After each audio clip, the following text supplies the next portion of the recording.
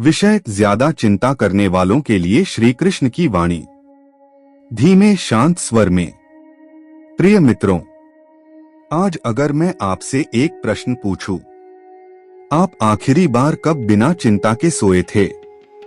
आज का मनुष्य हंसता बहुत है, लेकिन चैन से जीता बहुत कम है, क्योंकि उसका मन हर समय चिंता में डूबा रहता है। किसी को भविष्य की चिंता है, किसी को पैसों की, किसी को रिश्तों की और किसी को अपने ही मन की।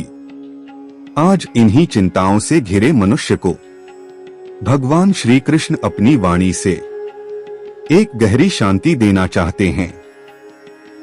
भाग 1, अर्जुन की चिंता। 1.5 मिनट। महाभारत के युद्ध से पहले कुरुक्षेत्र के मैदान में एक योद्धा खड़ा था, अर्जुन, जिसने कभी युद्ध से पीठ नहीं दिखाई। आज उसके हाथ कांप रहे थे, उसका मन डर से भरा था, आंखों में आंसू थे और हृदय चिंता से बोझिल। अर्जुन बोले, माधव, मैं निर्णय नहीं कर पा रहा, आगे क्या होगा? यही सोच सोच कर मेरा मन टूट रहा है। तब श्री कृष्ण ने अर्जुन की ओर देखा, मुस्कुराए और कहा, अर्जुन, जो अभी हुआ ही नहीं, उससे डरकर तुम अभी ही हार रहे हो। भाग 2, चिंता क्या है? 2 मिनट। श्री कृष्ण कहते हैं, चिंता कोई समस्या नहीं होती, चिंता समस्या की कल्पना होती है। मनुष्य जो बीत चुका है उसका पछतावा करता है और जो आया ही नहीं उससे डरता है, और जो अभी उसके पास है, वर्तमान, उसे जीना भूल जाता है। कृष्ण कहते हैं, मनुष्य की 90% चिंताएं कभी घटती ही नहीं, और जो घटती हैं उनसे लड़ने की शक्ति मैं पहले ही तुम्हें दे चुका हूं। भाग 3, कर्म और फल। 2 मिनट।